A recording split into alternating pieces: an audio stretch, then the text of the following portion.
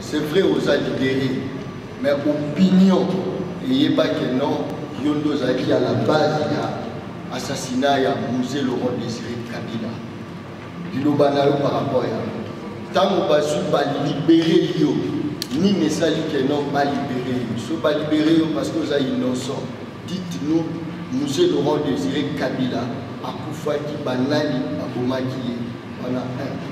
Les autres, on a service national. Les œuvres, il y a Mouzé Laurent Désiré Kabila, il y a la base d'un mot, par contre, il y a transformé par mot, par baptisé. Mon toit a commandant de bord dans l'eau, et général Kassoko Kabouiki, ce qui oppose à la Lilouba, il y a pour mettre par rapport à service national. Est-ce que vous avez été contacté pour participer à ce forum de Lubumbashi? Qui est derrière vous pour cette conférence de presse? Puisque tout a une portée politique dans ce que nous faisons. Pour certains, suivez mon regard, c'est le premier des citoyens, puisqu'on dit que c'est peut-être lui qui serait derrière cette conférence. À la question que tu as posée, qui est derrière les Capels, à qui nous souhaitons la bienvenue.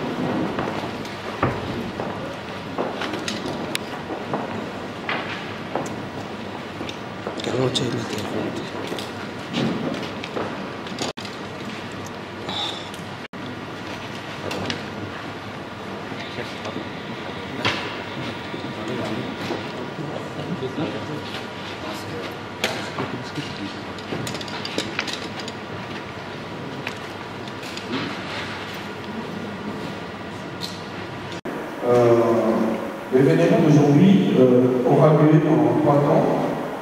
Le colonel va faire son adresse. Après quoi, nous allons prendre les questions des journalistes et le protocole indique qu'un cocktail sera organisé par la suite. Voilà, je vais donc donner la parole au colonel pour son adresse. Au colonel.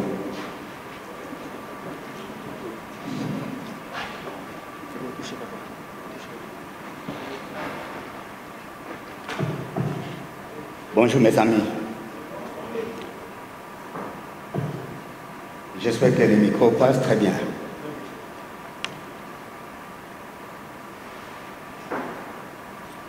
Je voudrais,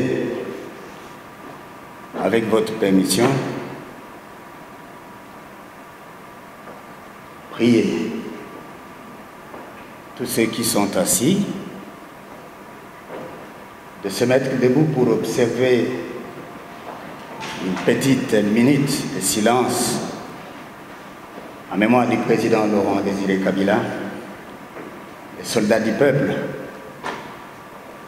qui nous a quittés sans assurer son œuvre le 16 janvier 2001. Aussi notre mémoire à l'égard de tous les Kadogos qui sont tombés dans les combats pour libérer le pays, afin qu'ensemble, à l'occasion de cette date, nous puissions dire bravo à leur patriotisme et respect au sacrifice de leur vie. Nous pouvons observer la petite minute de silence.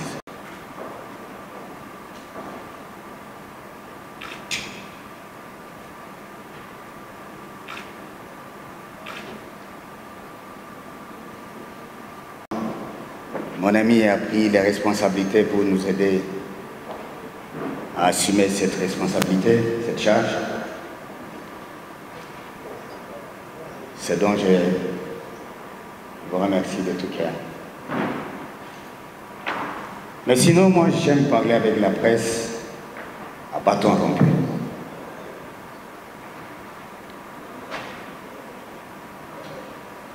J'aime parler sans lire, ni écrire. Mais il me semble qu'il existe les protocoles. Même si notre raisonnement, chacun n'a pas de protocole. Je dois devoir, comme a dit notre frère qui a pris la parole le premier, m'obliger de respecter ces protocoles en vous lisant difficilement la petite note, parce qu'il est possible que je ne lise pas intégralement ce qui est écrit. Quand j'écrivais ces mots, vous n'étiez pas là. Je n'ai pas vu ces décors. Ça veut dire que ma pensée était solitaire quand j'écrivais. Mais lorsque je vais lire cette pensée, je suis en face d'une autre dynamique, votre présence. Je dois combiner tout ça pour que le message passe et que vous soyez content des réponses à vos questions. Ensuite, je vous laisserai la parole pour me poser des questions. Des questions qui relèvent du ratio, c'est-à-dire de la raison, de l'intelligence, de ce qui peut conduire la presse et nous qui sommes devant la presse à la prise de conscience responsable pour aller de l'avant au profit de notre pays. Les sentiments, à mon avis, ne relèvent pas du ratio, mais ils sont utiles pour la vie d'un homme sur la terre. En cette circonstance, je pense que nous serons sérieux, vous et moi, à parler des choses sérieuses, surtout qui obéissent à la raison.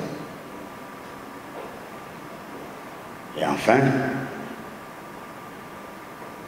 je vais devoir répondre à vos questions. Vous êtes nombreux, je souhaiterais que chacun de vous représentés ici puisse poser sa question. Des questions tendancieuses ne sont pas toujours utiles et je ne crois pas que ce soit journalistique. Mais en même temps, la liberté de la presse étant consacrée par la Constitution,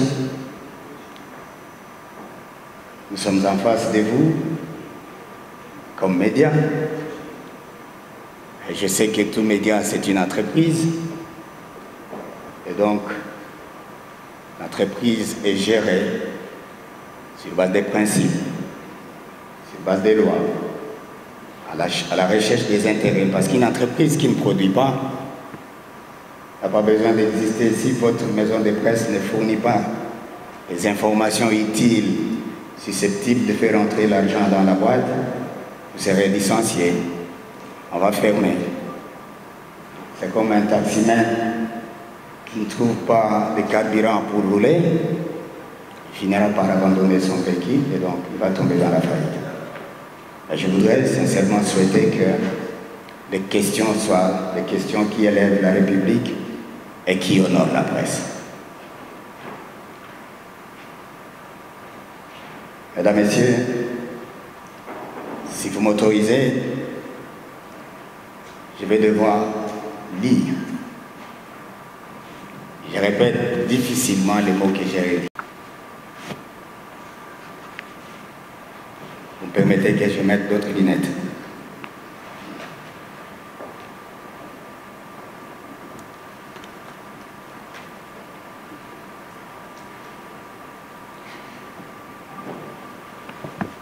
Mesdames, Messieurs de la presse, je voudrais avant toute chose vous exprimer ma profonde gratitude pour avoir accepté de m'inviter devant vous. Depuis belle lurette, de manière individuelle, les uns et les autres m'ont contacté pour pouvoir accepter de répondre à certaines questions. Vous comprenez que faire pareille besogne est très difficile. Voilà pourquoi aujourd'hui, le 17 mai, j'ai accepté de répondre à vos questions parce que c'est vous qui avez voulu que ce soit ainsi. Depuis ma sortie de prison, plusieurs parmi vous m'ont sollicité de les raconter l'interview à chaud. Chose que je n'ai pas voulu faire pour éviter de remuer les couteaux dans la plaie encore béante, exacerber la division et la haine entre les frères congolais. Pour moi donc, le prix le plus fort a été déjà payé. Et en effet, rien alors ne pourra remplacer les pertes enregistrées, ni justifier les souffrances endurées. Je vous demande quant à vous de retenir une chose. L'opinion a été trompée et lourdement manipulée par les ennemis du peuple pour cacher la vérité et me sacrifier. Je ne porte pas sur moi, soyez-en rassurés, le sang de Mzee Laurent Désiré Kabila, à qui, comme fils, je suis resté fidèle et loyal, indéfectible, avant sa prise de pouvoir, pendant l'exercice de son pouvoir et après sa mort jusqu'à ce jour et éternellement. Cependant, ce que je retiens de cet épisode douloureux dans ma tête de combattant, je voulais dire de soldat, c'est le serment que nous a légué les soldats du peuple, Mzee Laurent Désiré Kabila, à savoir ne jamais trahir le Congo. Ici, j'espère que je devrais avoir des questions sur cette question de ne jamais trahir le Congo. Oui, moi, en ce qui me concerne, je ne trahirai jamais le Congo. Par contre, je mettrai tout en œuvre pour mériter de la nation, en agissant pour le progrès et l'unité de toutes les filles et de tous les fils du Congo, du nord au sud, de l'est à l'ouest, en passant par le centre. Tout cela, en dépit de notre diversité socio-culturelle et de nos divergences politiques. C'est pourquoi, mesdames et messieurs de la presse, à l'occasion de la date du 17 mai, laquelle a une grande signification à mes yeux, comme pour beaucoup d'entre vous aussi, je pensais être devant vous pour vous faire part de mes petites idées et échanger avec vous. Ma ferme conviction, s'agissant du progrès social, de l'unité du pays et de la réconciliation nationale. Le progrès social est une finalité commune, quelle que soit notre appartenance ethnique, quel que soit notre espace socio-culturel et linguistique. Notre dénominateur commun, c'est le Congo. Une nation que nous devons construire ensemble pour assurer sa grandeur au cœur de l'Afrique. Notre espace commun, c'est la République démocratique du Congo, dans laquelle chaque enfant du pays a droit aux richesses, qu'elles se trouvent à l'est ou au sud, au nord ou à l'ouest, au centre et par ailleurs. chacun de nous a droit d'en bénéficier et d'assurer la bonne gestion pour que cela profite à la République. Mesdames, Messieurs, préserver l'unité du pays est un devoir sacré pour chacun de nous. C'est l'héritage de nos aïeux que nous avons l'obligation de léguer à la postérité, comme l'immortel serment de liberté chanté dans notre hymne national. Je sais que certains de nos frères voudraient une unité à géométrie variable, selon les espaces socioculturels et linguistiques. Non, pour ma part, il nous faut un Congo uni, fort dans ses limites de l'indépendance. Une géométrie unique pour une seule superficie et un seul pays.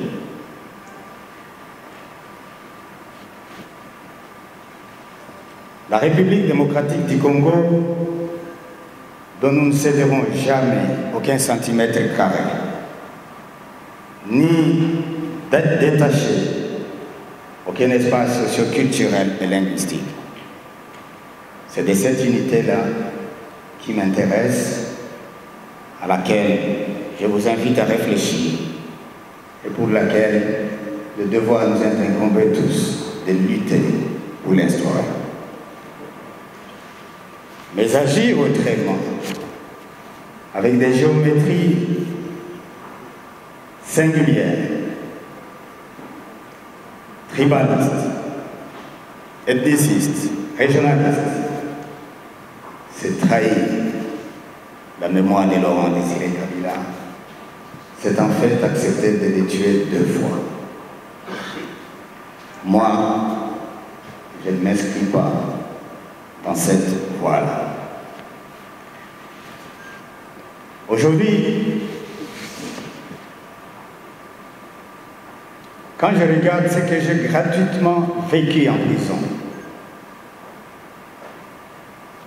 où j'étais en vérité un homme mort, j'ai survécu grâce à Dieu, qui a touché le cœur d'un fils de ce pays, pour me sortir de la mort et m'accorder la liberté. Mesdames et Messieurs, il faut être Eddy Capin pour sentir ce que j'ai senti, pour vivre ce que j'ai vécu. Et pour aujourd'hui prendre une décision libre et consentie à choisir les camps de la liberté et de la justice. Ce camp qui vous permet aujourd'hui d'être en face d'un ancien prisonnier, sans que les entraves ne vous soient placées. Je disais, grâce à Dieu, j'ai survécu des choses horribles.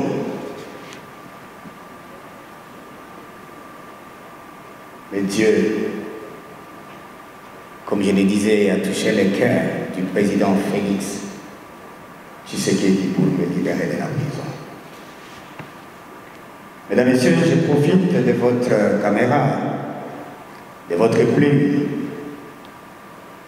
pour dire aujourd'hui à Monsieur le Président de la République, Félix Tshisekedi,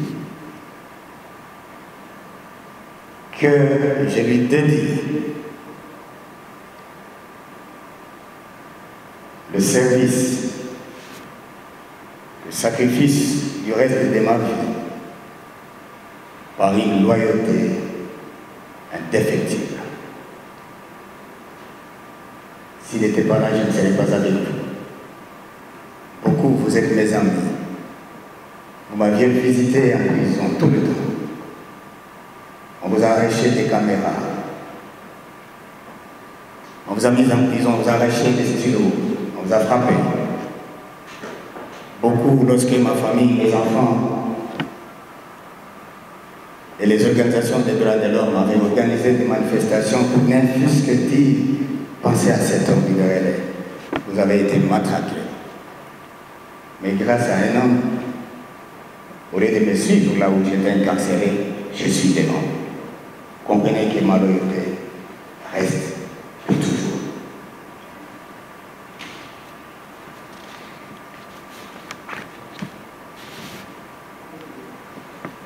Je voudrais aussi à cette occasion dire que le chef de l'État, Félix Antoine Tshilombo Tshisekedi, il est le chef de l'État, le président de la République. Je sais que beaucoup d'entre vous, ils ont une signification variable du contenu réel de ce qu'on appelle chef de l'État. Mais moi, votre frère, j'ai vécu dans le noyau du pouvoir d'État. Le président de la République, chef de l'État, c'est en fait, si nous voulons parler en lingala facile ou en français facile, l'incarnation de la survie de l'État. Dans la place à la personne de X ou Y, nous ne pouvons pas nous réunir ici s'il n'y a pas de chef de l'État. Vous vous souvenez en 2001, lorsque la République s'est arrêtée, chacun est rentré chez lui, comme si quelque chose allait tomber sur lui, dans sa maison, sur son épouse, sur ses enfants. Autant nous avons l'obligation de connaître la signification de la valeur du contenu du mot chef de l'État. Donc, en tant que l'incarnation de la survie de l'État, la République démocratique du Congo s'appelle un État, parce qu'il y a un chef qu'on appelle chef de l'État. Donc nous avons l'obligation d'accompagner, de soutenir, d'aider, d'orienter s'il a besoin, en disant, nous dans ce quartier, nous n'avons pas besoin d'électricité, mais nous avons besoin de robinets. Tandis que nos amis qui sont peut-être à la cité du fleuve, ils n'ont pas besoin de robinets, ils ont besoin d'électricité. Chacun de nous, à travers le pays, nous avons des problèmes. Et donc, le pouvoir de chef d'État revient à l'un des fils de la nation qui accepte de prendre la responsabilité de conduire les autres. Le chef de l'État, ce n'est pas un simple pilote qui conduit un véhicule, qui est un matériel insensible et inhumain. Et il conduit les hommes. Ça veut dire que nous avons l'obligation de savoir qu'est-ce que nous voulons, qu'est-ce que nous pouvons demander à notre chef de faire pour nous tous. Mais en cela, nous avons l'obligation de les considérer comme tels, de le respecter, de l'appuyer, de l'accompagner conformément aux lois de la République. C'est en cela que notre pays sera grand un jour. Tout le monde veut aller en Europe. Tout le monde veut aller à Dubaï. Ce n'est pas tombé du ciel, Dubaï. C'est fait par les hommes, à la tête desquels se trouve un visionnaire qui s'est entouré de la conscience collective de tout le monde pour dire allons dans cette direction. Au bout de quelques années, c'est vrai que nous pouvons passer, mais ceux qui viendront vont trouver qu'il y a eu des bâtisseurs dans ce pays. Ceux qui ont commencé avec Dubaï, ils sont probablement tous morts.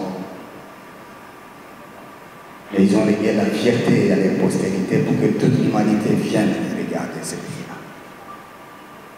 Ce ne sont pas des dieux, ce sont des humains comme vous et moi. La valeur donc, c'est à nous-mêmes de l'incarner et de la protéger. Mesdames et Messieurs, s'agissant de la réconciliation nationale, certains voudraient bien une réconciliation selon les affinités ethniques et tribales. Je pense que ce n'est pas ça la vision de Laurent Désiré Kabila.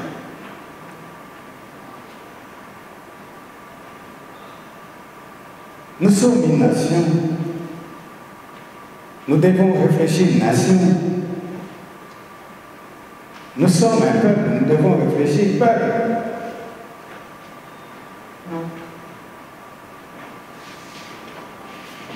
Si nous voulons nous réconcilier, nous ne pouvons pas nous réconcilier seulement entre frères d'une seule province, seulement entre frères qui parlent la même langue, encore que dans une même province, il n'y a pas qu'une seule langue. Vous voyez à quel niveau la politique, mal comprise et mal gérée, précipite les gens, les citoyens dans un gouffre de perpétuel et de recommencement. Et les gens sont toujours comme les marche-pieds de ceux qui décident de prendre le flambeau politique. On vous dit la réconciliation d'une province. Mais dans cette province, vous allez trouver plusieurs langues. Mais pour réconcilier qui?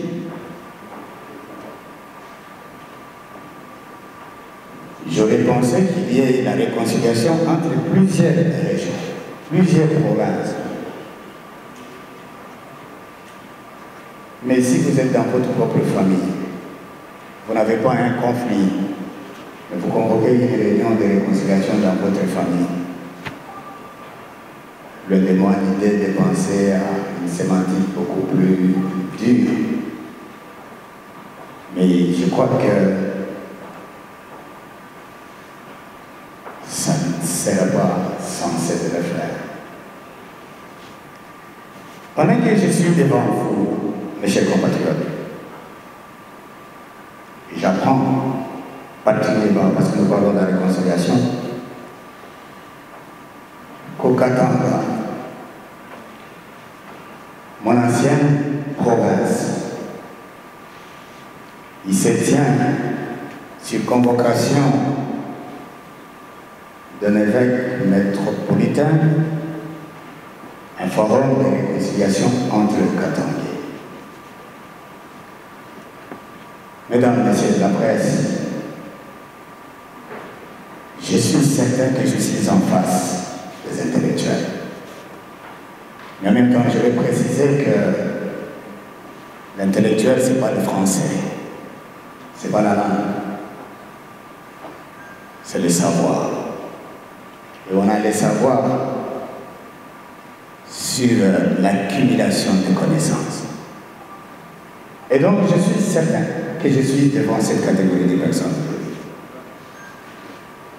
Hier, la province du Katanga s'appelait Katanga. Curieusement, aujourd'hui, j'apprends qu'on appelle Grand Katanga. Moi, je n'y comprends rien.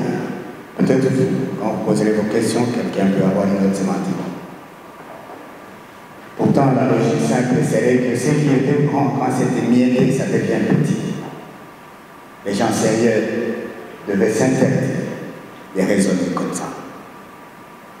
Lorsque vous avez une unité comme cet éléphant, vous le prenez, vous le brisez, et vous le prenez les morceaux, vous dites que vous avez un grand éléphant. Je ne partage pas ça. Parce que ce n'est pas normal que cela soit conçu par les gens qui ont la tête de cerveau et surtout l'intérêt de la République. Aussi, ce qui me rend malade sur cette question spécifique, c'est que le 17 mai 1997, moi, je suis arrivé à 4h du matin pour être samedi. Aujourd'hui, que Laurent Désiré Kabila, fils du Katanga, a bravé toutes les difficultés pour libérer ce pays et prendre le pouvoir, ce jour est solennel. Il se trouve dans la mémoire des citoyens congolais de toutes les provinces. Ce jour est décrété chômé, à mémoire de cette révolution. Ce jour est décrété payé. Mais c'est aujourd'hui, ces jours-là, que les Katanguais, entre parenthèses, décident de se réunir pour se réconcilier. Alors que tous les Congolais sont en train de fêter la libération de Laurent Désiré Kabila, fils du Katanga, a donné à la République. Moi, je comprends rien. Les gens auraient réfléchi sur les calendriers, même puisque par respect de la mémoire de cet homme, que toute la République célèbre aujourd'hui. Ils ont choisi ces jours. La réponse éventuelle serait que oui, heureusement pour moi, malheureusement pour vous qui posez cette question, c'est que le Congo est une juridiction. On sait où commence le Congo, frontière avec qui, à gauche, à droite, au milieu, et tout ça. Le Congo est défini là. Mais si vous allez aujourd'hui vous dire, pour moi je vais au Katanga, la juridiction se pose. Demain, vous serez aux élections. Je ne connais pas très bien la loi au niveau des élections qui vont se tenir prochainement.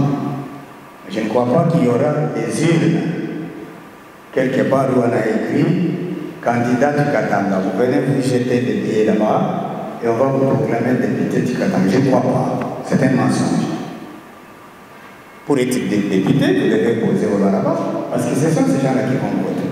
Vous devez poser la candidature ici à Tchangou parce que c'est une juridiction. C'est une entité. Et donc,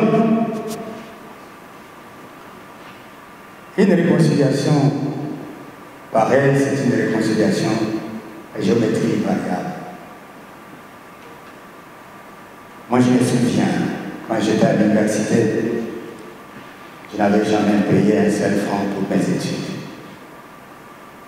Par contre, c'est l'État qui payait tout, même des stylos, jusqu'au syllabus. Et à la fin de chaque mois, chaque le 31 juillet, on me payait la bourse d'études. Parce qu'on prenait les vacances le 31 juillet et on nous donnait 3 mois. Juillet, donc septembre, août et octobre. On rentrait en octobre. Mais les Katanga, pour ceux qui connaissent l'histoire du Katanga à l'époque, c'était la fierté de la République.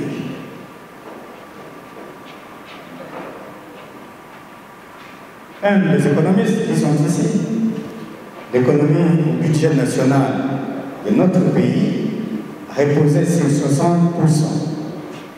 de ce qui venait du Katanga.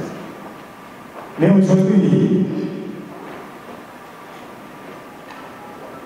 toutes les terres minières sont vendues.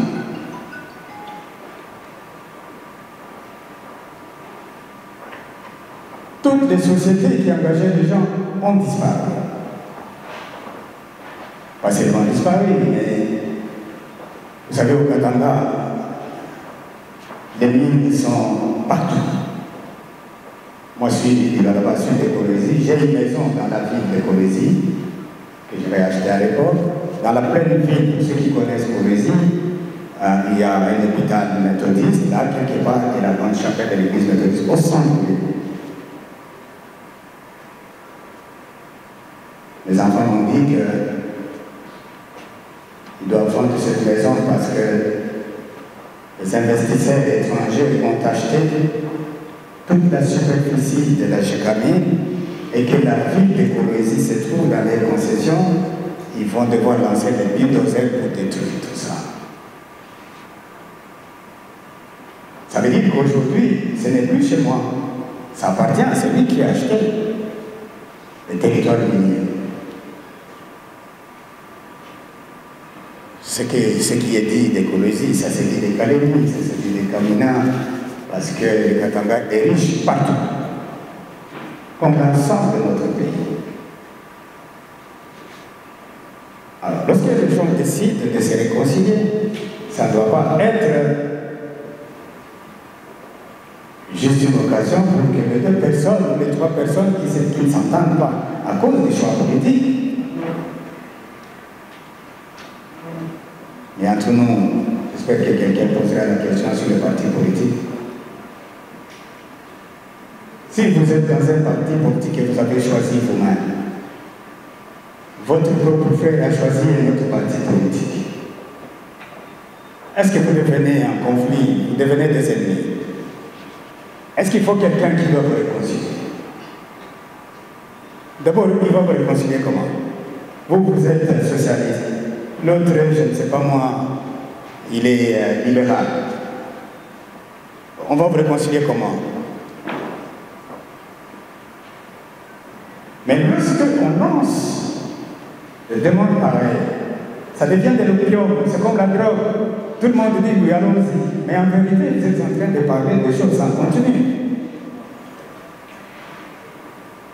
Parce que s'il y a des leaders katangais aujourd'hui qui sont en réconciliation, regardez, le chef de l'État, Félix, a son directeur de cabinet, la chefferie de son articulation stratégique, Katangais. Lui, il est au four et au moulin. Il dit, je suis président de la République. Mais les responsabilités de l'État, je donne à un Katangais, Premier ministre.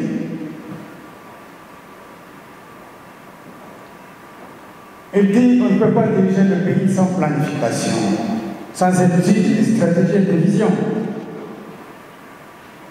Il prend un fils Katangais, ministre de plan.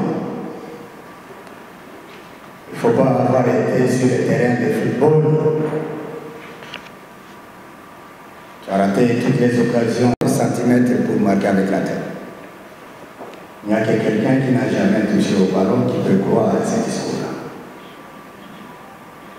J'en appelle donc, mes chers compatriotes, ici présents, à tous ceux qui feraient les mêmes choses comme celles qui se font ici, là, et c'est de la foutaise. C'est des choses qui détruisent l'unité nationale dont nous avons besoin. Ce sont des choses qui provoquent des troubles et des crimes, qui nous entêtent tous les jours. Quand vous voyez la partie est de notre pays, tous les jours on meurt, vous les journalistes. Moi je ne sais pas comment vous dormez, parce que nous au moins, on peut se réveiller et ne pas ouvrir son téléphone ou son... Ça a duré. Mais vous-même, tous les jours, chaque matin, je dis, tous les jours, même aujourd'hui ce matin, si vous avez ouvert, on vous a dit par vos collègues qui sont là, autant de mensonges. Comment vous gérez ces histoires? Peut-être vous les banalisez, parce que c'est loin. Mais quand ça arrive ici, nous allons pleurer comme autrefois. Je me souviens encore de papa, celui qui disait Wedo, Bakati Mouina, hein? Nous avons pleuré dans notre chair. Nous devons tous réfléchir comment arrêter la guerre à l'est du Congo. Parce que si cette guerre n'est pas achevée, elle va se transformer en mouvement intégriste qui vont occuper toute la République. Le malheur de notre pays, c'est que la richesse est partout. Et les terroristes se nourrissent de la richesse. Il suffit que 2-3 prennent le Bas-Congo pour que le pétrole et tout ça s'assoient pour eux. Comment avoir des armes et comment mettre à genoux tous ceux qui ne parlent pas de l'idéologie. C'est donc un devoir pour nous tous, mes chers compatriotes, d'avoir le comportement de nature à combattre toute espèce de ségrégation. Et je continue encore aujourd'hui, mes chers compatriotes, chercher à voyager tous les jours. Et quand il de demander à tous les fils et toutes les filles de ce pays, je ne vois pas de sens à pécher l'humain parce que quelqu'un a dit qu'il était divers. Je dis quand même. Ici, je crois qu'à l'endroit où on a écrit le programme, c'est là. Mais on vous propose dans une réunion de ce qui ne peut pas. Je vois tout le temps les députés, les chefs honorables, la vérité du Bandundu. On a même des grands Bandundu. À l'université,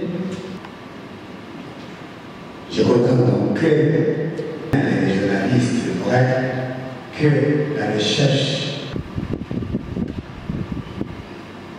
au Burundi. Aujourd'hui, si vous avez à Kigali, vous n'avez pas dans lequel ils peuvent discuter, mettre des lois dans le cas de chacun. C'est des ennemis de l'exécution. Mais les tuer des gens dans un coin. Mais en même temps, ça vous amène chacun à être sur un certain diapason pour dire, de manière comparative, telle période à telle période, qu'est-ce qui s'est passé, telle période à telle période, qu'est-ce qui s'est passé. Et moi, pour ma part, je crois que cette occasion me permet de dire que Laurent Désiré Kabila, c'était un véritable libérateur. Et vous savez, une fois quelqu'un m'avait posé la question en prison, est-ce que tu peux trouver la différence entre Kabila et Étienne Tshisekedi? J'avais dit que la différence était dans les méthodes d'approche. Mais que tous, ce sont des socialistes. Tous se battent et recherchent le progrès social de la nation. Mais que les approches sont différentes. Étienne Tshisekedi, il a lutté de manière pacifique. Laurent Désiré Kabila a lutté de manière armée. Et parce que l'objectif est le même. Vous avez plusieurs types de retrouver privé de sa liberté. Et pour nous qui sommes nos professionnels des médias, qui sont préoccupés par les médias. Un des anciens notables du Katanga, ce qui était le Katanga auparavant, vous avez dit que vous êtes hollandais. À ce moment où vous organisez cette conférence de presse, il se tient un grand forum qui réunit tous les notables katangais pour l'unité et la réconciliation nationale. Vous venez de désapprouver cette démarche.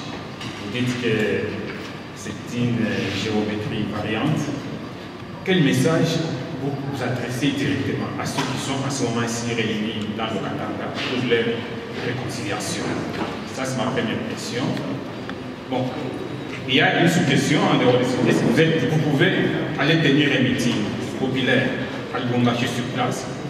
Vous serez quand même entendu par les Katangais qui sont vos frères. Une autre question. Non, j'ai posé une question. Oui, vas-y, termine. Ça sera une question par personne.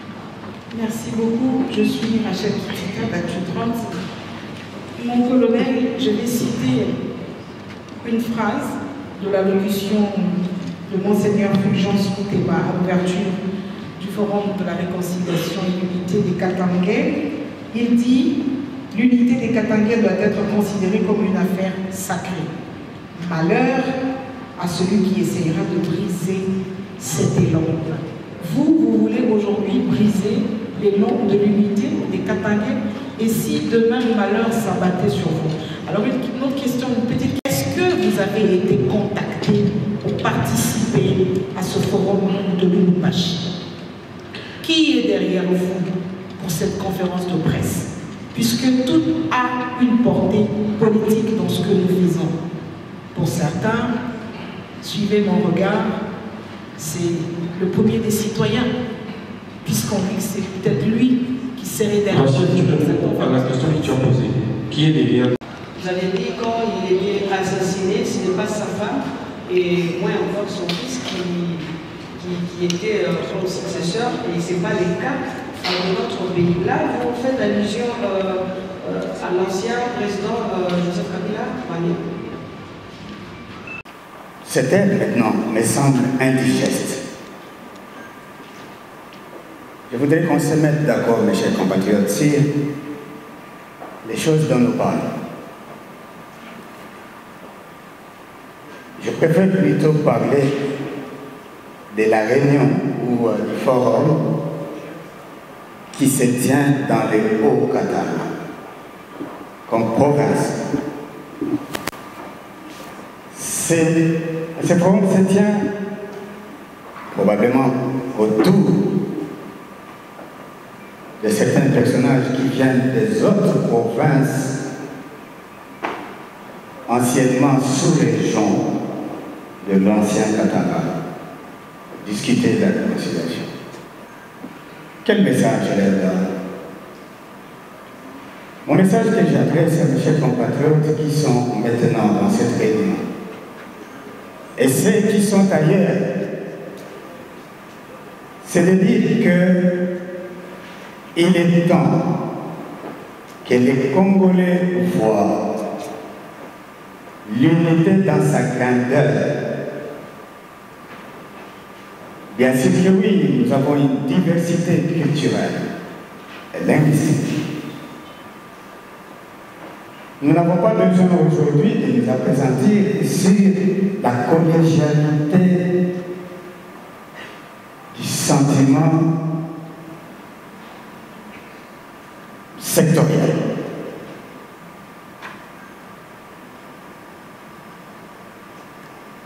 C'est le message que je leur envoie. J'aurais souhaité que ce forum qui se tient dans l'ancien Katanga en ces jours disent: nous avons mal fait de diviser notre province. Réfléchissons pour trouver un argument sociologique et juridique que nous portons à l'Assemblée nationale afin d'obtenir le quitus de l'Assemblée nationale pour l'organisation d'un référendum qui permettait à ce que ceux qui se sentaient divisés injustement et qui pensent être réunis pour l'avenir obtiennent le droit de dire: nous ne voulons plus être Lualabé, au Katangais, au Tanganiquais, tout ça, nous voulons rentrer dans le Katanga. Ça sera la solution nationale. Ce qui est possible. C'est possible que les gens disent, parce qu'à l'époque, il y avait 6 provinces, puis c'est devenu, c'est pas 27 ou 30, après c'est devenu à 10, puis après 11, aujourd'hui nous sommes à 26, demain ça peut devenir 5. Mais il faut qu'il y ait des réflexions de cadre juridique et référendaire. Mais pour anticiper à la question de Mme Rachel, si son éminence, Monseigneur, dit dans sa phrase magique, malheur à celui qui s'opposerait à cette unité de Katangais, mais où est-ce qu'il met le bonheur des autres Katangais qui ne sont pas allés là-bas? C'est justement, vous savez, nous qui avons fait les mathématiques, nous pouvons savoir comment faire des alliages. Quelle est la différence entre mélange et composition? Si vous prenez l'huile et l'eau, vous mettez ensemble, sans aucun procédé chimique, vous allez constater que l'eau est là, à côté, et que l'huile aussi est de ce côté.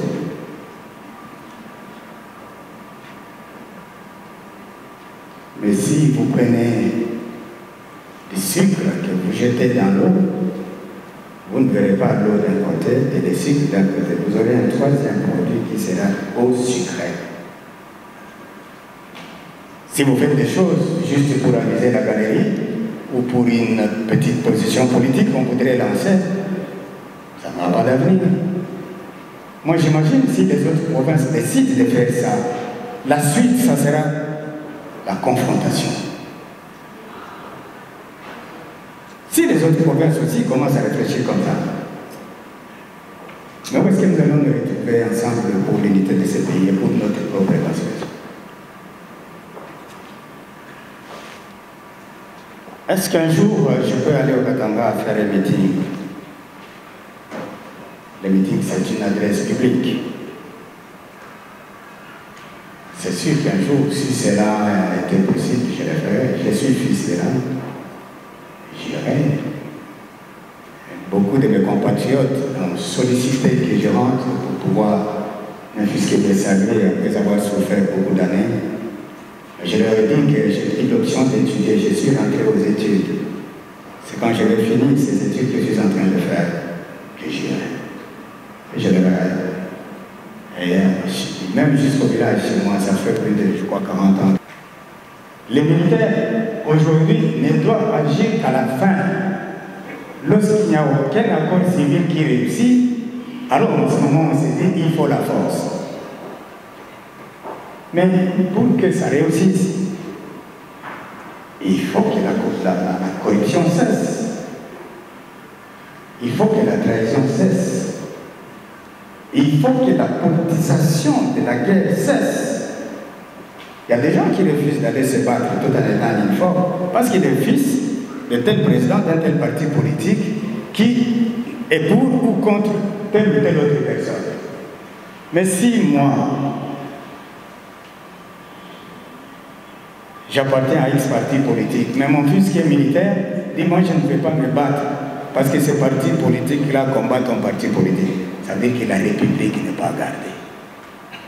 C'est un devoir et responsabilité qui revient à chacun de nous de soutenir tous les efforts civils, politiques, diplomatiques et militaires pour permettre aux dirigeants des institutions de ramener la paix dans cet endroit. L'état de siège, certainement, ne sera jamais éternel. C'est un état d'exception. Il va durer dans une période. À un moment, ils vont évaluer pour ceux qui ont décidé, ceux qui sont sur le terrain. Ils vont évaluer, ils vont trouver que, oui, il y a stabilité de ce côté, et par conséquent, telle activité peut reprendre normalement parce que c'est ça la République. Ça va arriver. Mais dans l'entretemps, il faut soutenir toute action qui a le but de ramener la paix dans notre pays. On m'a posé une autre question sur la comparaison entre ce qui s'est passé au Rwanda et au Congo. Je crois que c'était RTNC toujours. Ouais. Il y a des choses qui ne se comparent pas, il y a des choses qui se constatent. Et je voudrais ici dire à vous qui êtes présents et à tous les autres que vous avez constaté que dans tel pays proche du nôtre, une catastrophe s'était abattue sur le pays et que cela a provoqué des génocides que toute l'humanité continue à condamner, à décrire jusqu'aujourd'hui. Vous constatez aussi, d'autre part, qu'il y a dans notre propre pays où la même catastrophe s'est abattue sur notre territoire. Mais que cela n'a pas entraîné les génocides. Alors que toutes les conditions à cette époque étaient plus que réunies. Je vais rappeler à ceux qui étaient jeunes à cette époque, lorsque le président Musée Laurent est assassiné, le pays avait 3 gouvernements. Légalement reconnus parce qu'on les appelait belligérants. Il y avait le gouvernement de Kinshasa avec le président Laurent comme chef. Il y avait le gouvernement de l'Équateur avec le MLC et le président Jean-Pierre. Il y avait le gouvernement de Goma avec RCD, avec le président, le professeur Wambala. Et à l'extérieur, chaque fois qu'il était question dans les forums de discuter du Congo, les 3 chefs du gouvernement, ils étaient alignés. Vous avez le président Wamba, vous avez le président Jean-Pierre, vous avez le président Laurent. Chacun a une voix égale pour défendre les Congo. Nous avions chaque gouvernement avec son armée. Et c'est à ce moment-là que le chef de l'État de ce pays avait été assassiné. Les conditions étaient telles que ceux qui ont fait ça, ceux qui ont réfléchi à ça, savaient en ce moment, tout le monde va se disperser et donc la République va s'arrêter. La voie de la balkanisation que vous décrivez était nette. Il suffisait seulement que les gens ici se prennent entre les provinces, comme les sentiments commencent à revenir aujourd'hui, de ceci contre de cela. Si quelque chose pareil arrive, vous allez vous intriquer vous-même. C'est ce qui va entraîner la catastrophe. Et il faut que quelqu'un dise non à cela. Pas en tirant. Je me souviens que ce jour-là, votre serviteur en face de vous n'a pas utilisé des canons alors que j'ai géré toutes les armes stratégiques. Je n'ai même pas utilisé mon pistolet pour demander aux gens de stopper. J'ai seulement parlé comme je parle, et c'était d'ailleurs sur le micro de la RTNC. Et tout s'est arrêté, tout s'est stabilisé, ça a changé. La situation, ça procurait la paix, la sécurité de tous. Même nos amis qui avaient l'habitude d'entrer dans des maisons de civils pour voler, ceci, cela, chacun est rentré chez lui. Même ma famille dit non, aujourd'hui, on a oublié matin.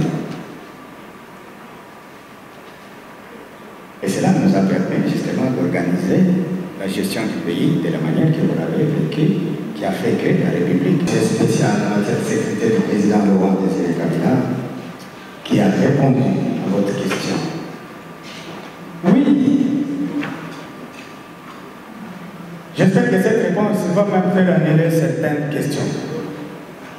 Vous savez, on nous a condamnés pour utiliser des termes, mais j'espère que parmi vous, il y a des juristes. La condamnation,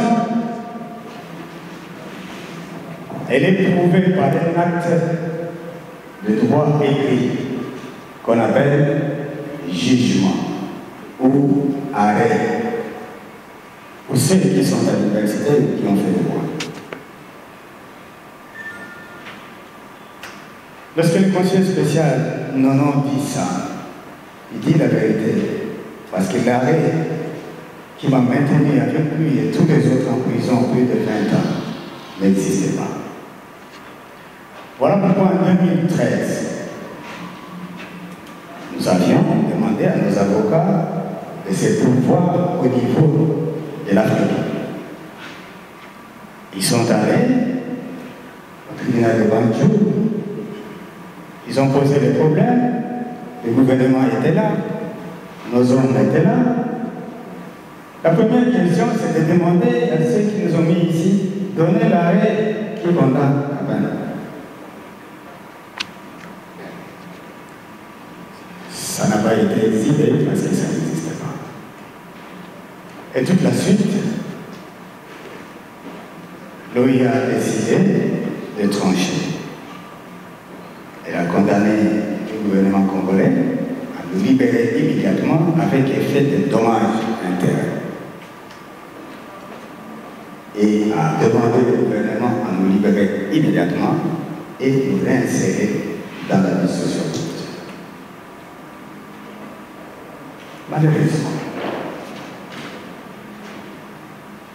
jusque le jour où arrive le président Félix à la tête du pays qui me libère, ces choses-là ont été boycottées. On a estimé que les gens n'avaient pas du devoir à l'égard de la justice internationale.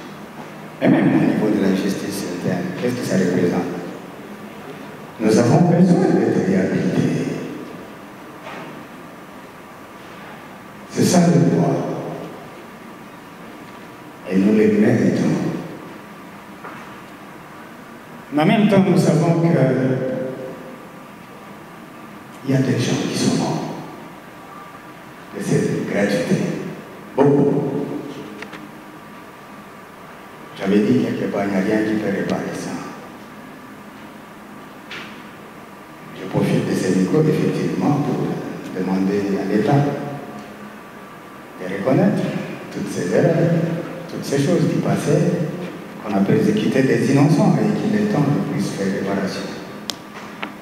Et la réparation doit passer naturellement et simplement à réhabiliter des gens dans la vie normale, que chacun fasse ce qu'il peut faire, ce dont il a les compétences. Pour les soldats, avant même que nous soyons libérés à la suite de cette décision de l'Union africaine, le commandant suprême à l'époque avait envoyé une délégation des officiers pour réintégrer dans l'armée les militaires et les officiers qui étaient frappés de ces mesures-là. Ce sont des choses peut-être qui n'ont pas été dites publiques comme ça, mais ça a été fait des autres que les soldats demeurent dans cette condition-là, membres des forces armées. Et que tous les autres vont voir chacun dans ses compétences et services et recouvrir la réinsertion sociale normale et naturelle. Je crois que j'ai répondu à cette question. Maintenant, on peut aller chez vous. Voilà, merci. John Kappa. C'est vrai aux libérés, mais opinion, il n'y a pas que non, Yondo Zaki à la base, il y a assassinat, il y a Mouzé Laurent Désiré Kabila. Il y a par rapport à tant qu'on va libérer, ni message que non, pas libérer. Si on va libérer parce que vous êtes innocent, dites-nous, Mouzé Laurent Désiré Kabila, à Koufa qui banali, à Bomaki. Voilà un. Les autres ont un service national. Les œuvres, il y a Mouzé Laurent Désiré Kabila, il y a la base d'un mot, par contre, il y a un transformé par mot, par contre, baptisé. Mon toit a commandant de bord dans l'eau, et général Kassoto Kabouiki, ce qui oppose à la Lilouba, il y a pour mettre par rapport à service national. Mon colonel, excusez-moi,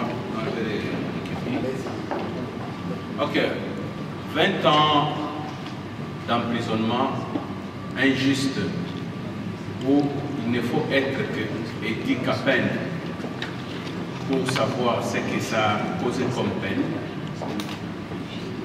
Et aujourd'hui, vous êtes libre. Est-ce que vous comptez, ou encore, à quand comptez-vous entreprendre les démarches pour que l'État reconnaisse vos droits en termes de dédommagement? Permettez que je pose la deuxième question pour ne pas être très long. Vous êtes colonel, mais devant nous, vous n'avez pas les galons. Est-ce que c'est peut-être vous êtes fatigué dans ces 20 ans-là que vous avez passé injustement dans la prison? Comment est-ce que vous voyez Eddie Kapend d'ici une année, 2 ans? Un militaire servant sous le drapeau ou encore un chef d'un parti politique? Je vous remercie. Ça va t'étonner. Il y a des gens qui ne sont pas habitués à entendre ce bruit-là, qui risquent de fuir. On dit qu'il y a une bombe qui a sauté là-bas. Et ils peuvent continuer à le dire qu'il y a une bombe pendant qu'il y avait conférence à l'hôtel. Je sais qu'on vous a beaucoup menti.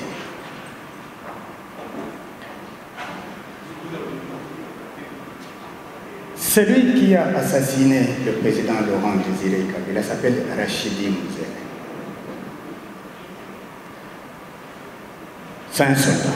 Il était lieutenant, un des gardes-corps rapprochés du président. C'est lui qui a pris son arme, il a tiré sur lui.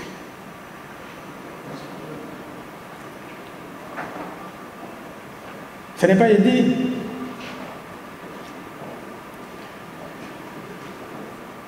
Mais pour qu'on m'arrête, moi, pour des raisons que j'ignore, il fallait trouver un motif. Lorsqu'on m'accuse de cela, toute la population va adhérer. Et donc le mensonge va triompher. Mais même 10 millions d'années, les mensonges ne triomphent jamais.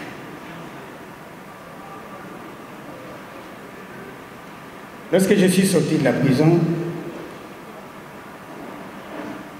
il y a des gens qui m'ont posé toutes ces questions. Est-ce qu'on peut faire? On peut faire, tu peux aller. J'ai posé la question, je vais rentrer au palais de Mal pour voir ce que j'avais vu ce jour-là.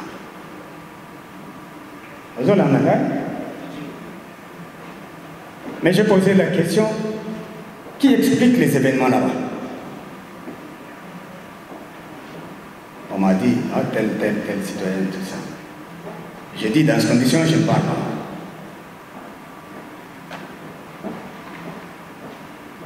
Parce que, ici, cette porte-là est fermée, je vois les soldats. Vous êtes ici, vous voyez comment je suis, moi aussi je vous vois. Si je tombe, maintenant je meurs. Vous sautez tous, vous prenez mon corps, vous allez jeter là où vous pouvez le faire. mais qu'on puisse poser la question à ceux qui sont ici pour dire, venez à l'hôtel, dites-nous comment Edy est tombé. S'il n'y a rien à cacher, on va demander même à mon ami Gombo de dire, explique-nous, parce que c'est lui qui est là, il parle de lui, mais bon, on va vous poser vous des questions, comment il est tombé, parce que vous me voyez. Mais si on prend, par exemple, notre frère et confrère à vous, journaliste Marius Munga, qui est aux États-Unis, on dit, viens toi, explique-nous, assis-toi là à la porte de cet hôtel, explique-nous comment Edy est tombé. Et vous continuez à croire à des choses comme ça. Non pas que ces mensonges étaient préjudiciables contre moi, mais il a été pour vous tous aussi. Parce que continuer à accepter les mensonges contre vous-même, c'est que c'est vous-même qui en souffrez. Voilà, jusqu'aujourd'hui, 20 ans durant, dans un pays indépendant comme la République démocratique du Congo, vous n'avez pas, apparemment, la vérité sur la mort de votre chef. Ça veut dire quoi?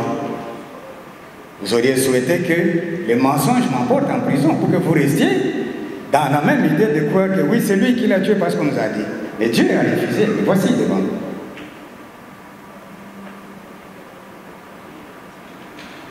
Mais que faut-il dire davantage sur cette question? Nous est mort. Il a été tué par ceux qui n'aimaient pas la République. Malheureusement, ces gens sont passés par la main d'un fils du Congo qui s'appelle Rachid.